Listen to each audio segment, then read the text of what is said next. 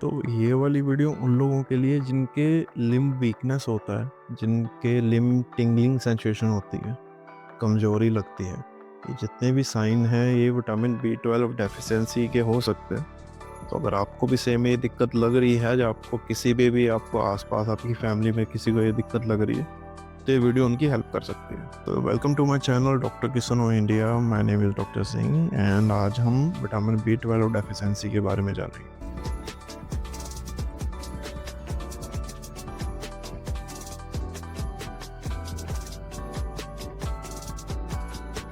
तो सबसे पहली चीज़, विटामिन B12 करता क्या है, विटामिन B12 की बॉडी को इतनी ज़रूरत क्यों है। सबसे ज़रूरी चीज़ें जो B12 की वजह से होती हैं वो है healthy red blood cell formation. दूसरा, नर्वस सिस्टम सपोर्ट, आपकी नर्व हेल्थ में काम करता है। तीसरा, DNA सिंथेसिस, जो आपके सेल हैं उनकी रिपेयर में काम आता है। अगर ऑफिशियल डाटा की बात करें जो नेशनल इंस्टीट्यूट ऑफ हेल्थ के अकॉर्डिंग है, तो विटामिन B12 डेफिशिएंसी काफ़ी कॉमन हो गया है। और जो कॉमन कंप्लेन, जो कॉमन सिम्टम्स देखने को आते हैं वो है वीकनेस, अनीमिया, स्पेसिफिकली मैगेलोब्लास्टिक एनीमिया। उसके अलावा neurological changes, tingling sensation, numbness, हाथ पैर का सुन्न हो जाना, हाथ पैर में झंझनाहट होना। और प्रॉब्लम ये है कि ये सब कंप्लेंट्स सडन नहीं आती, ये सब चीज़ें टाइम के साथ डेवलप होती हैं और हम लोग इस चीज़ को ऑब्जर्व नहीं कर पाते कि हमें कोई कंप्लेन है या हमें विटामिन B12 डेफिशिएंसी हो गया। अब विटामिन B12 डेफिशिएंसी क्यों होती है, इसका कोई एक सिंगल आंसर नहीं है। सिर्फ एक सिंगल रीज़न के ऊपर हम नहीं बोल सकते कि ये विटामिन B12 डेफिशिएंसी कॉज कर रहा है। सबसे पहला रीज़न, सबसे पहला कॉज विटामिन B12 डेफिशिएंसी का है वो है डाइटरी इनटेक, लेस इनटेक। आप खाने में विटामिन B12 के जो अच्छे सोर्स हैं आप वही नहीं खा रहे हो। वेजिटेरियन डाइट, वो लोग जो प्लांट बेस्ड फूड खाते हैं, वेजिटेरियन है, वेगन है, प्लांट के जितने भी mostly source, plant based source हमारे पास अवेलेबल हैं, उसमें विटामिन B12 बहुत अच्छी क्वांटिटी में नहीं मिलता। तो क्या हो रहा है, अगर आप खाने में ही आप विटामिन B12 के अच्छे सोर्स नहीं ले रहे हो तो आपकी बॉडी B12 अब्जॉर्ब कैसे करेगी। अच्छे सोर्स कौन से हैं? Fish, egg, dairy product. इसी वजह से जो लोग स्ट्रिक्ट वेजिटेरियन होते हैं, जो लोग स्ट्रिक्ट वेगन होते हैं, जो डेयरी प्रोडक्ट नहीं खाते हैं, जहाँ सिर्फ वेजिटेरियन, सिर्फ ग्रीन लीव, ग्रीन वेजीज, ये सब चीज़ें ही खाते हैं, उनमें बहुत ज़्यादा रिस्क बढ़ जाता है विटामिन B12 डेफिशिएंसी का। दूसरे रीज़न की बात करें तो पुअर अब्जॉर्प्शन, आपकी बॉडी अच्छे से अब्जॉर्व ही नहीं कर रही है। आप खाने में अच्छे सोर्स ले रहे हो विटामिन B12 के, लेकिन आपकी बॉडी ही उसको अब्जॉर्व नहीं कर पा रही। क्यों हो रहा है ऐसा? किसी भी तरह का ऑलरेडी आपको गट से रिलेटेड कुछ क्रॉनिक इन्फेक्शन है, क्रॉनिक डिसऑर्डर है, आपका गट हेल्थ सही नहीं रहता, कोई इंटेस्टाइनल इन्फेक्शन है, इंटेस्टाइनल प्रॉब्लम चलती है, वो आ रही है जो आपको पता ही नहीं है। कुछ ऐसी मेडिकेशन जिनके लॉन्ग टर्म साइड इफ़ेक्ट हो सकते हैं, जैसे कि मेटफॉर्मिन, जो ब्लड शुगर करेक्ट करने के लिए दी जाती है। उसके अलावा एसिड सप्रेशन जो ड्रग होते हैं, जो गैस के लिए दी जाती है, इन सब का लॉन्ग टर्म मिसयूज़ या लॉन्ग टर्म यूज़ करने से आपको अब्जॉर्प्शन में दिक्कत आ सकती है। हाई रिस्क ग्रुप कौन सा है? वो है ओल्ड एज। एज के अकॉर्डिंग बॉडी में चेंजेस आने शुरू हो जाते हैं। एज के साथ अब्जॉर्प्शन भी कम होने लग जाता है। एज के साथ बॉडी, आप जितना भी खा रहे हो उसको कंपैरेटिवली अगर आप अडल्ट के साथ कंपेयर कर रहे हो तो बॉडी बहुत कम ऑब्जर्व करती है। दूसरा, वो लोग हाई रिस्क ग्रुप में हैं जो स्ट्रिक्टली वेजिटेरियन डाइट पे हैं, जो स्ट्रिक्टली वेगन डाइट के ऊपर हैं, जैसा हमने अभी पहले भी डिस्कशन करा। इम्पॉर्टेंट है वो है अनीमिया। अनीमिया जो B12 डेफिशिएंसी की वजह से होता है, मैगेलोब्लास्टिक एनीमिया। हमें पता होना चाहिए कि अनीमिया, जो कि खून की कमी होती है, वो सिर्फ आयरन डेफिशिएंसी की वजह से नहीं होती। सिर्फ आयरन की कमी की वजह से अनीमिया नहीं होता।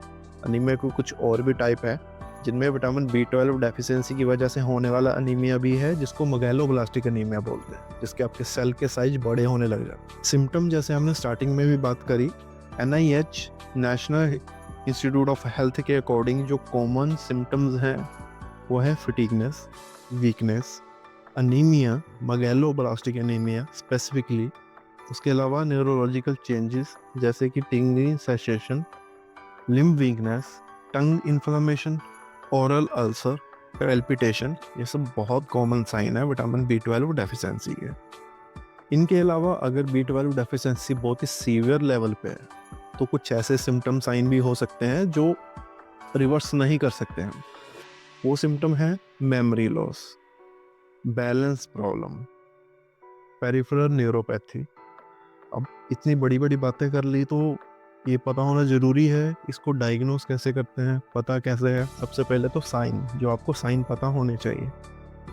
फिजिशियन विजिट बहुत इंपॉर्टेंट है, क्योंकि B12 डेफिशिएंसी अगर पता करनी है तो सिर्फ डायग्नोसिस से ब्लड टेस्ट के ऊपर नहीं होगा, वो प्रॉपर हिस्ट्री, प्रॉपर एग्जामिनेशन और प्रॉपर लैब टेस्ट के हिसाब से डिसाइड होता है कि B12 डेफिशिएंसी है। लैब टेस्ट कौन से हैं? सबसे पहला CBC, जिसमें मोस्ट प्रोबेबली आपको अनीमिया पता चल जाएगा, आपको खून की कमी पता चल जाएगी। दूसरा test vitamin B, serum vitamin B12 level. अब एक तीसरा टेस्ट भी है, अगर सपोज सीरम B12 लेवल आपका बॉर्डर लाइन पे है, ना ज़्यादा कम है ना नॉर्मल लाइन पे है, तो कंफर्म कैसे करेंगे कि वो B12 डेफिशिएंसी की वजह से ही है? तो उसके लिए एक टेस्ट होता है MMA टेस्ट, जो कंफर्म करता है कि B12 डेफिशिएंसी है। ये टेस्ट के लिए आप ब्लड सैंपल दे सकते हो, यूरिन सैंपल दे सकते हो, ये सारे टेस्ट ज़रूरी हैं करवाने। डायग्नोसिस की बात कर ली तो ट्रीटमेंट बहुत ज़रूरी है। अब ट्रीटमेंट कैसे करना है इसका? ट्रीटमेंट डिपेंड करता है कितना सीवियर है। कॉमनली जो फॉर्म हम यूज़ करते हैं B12 डेफिशिएंसी क्लियर करने के लिए, उनमें आता है काइनोकोबालामिन, मिथाइलकोबालामिन, हाइड्रोक्सीकोबालामिन।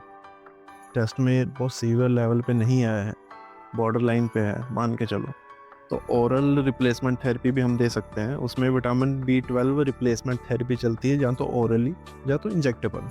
अगर सीवियर विटामिन B12 डेफिशिएंसी है तो उसमें सबसे बेस्ट रहता है आप injectable vitamin B12 replacement therapy दें, जो बेटर काम करती है कंपैरेटिवली ओरल मेडिकेशन से।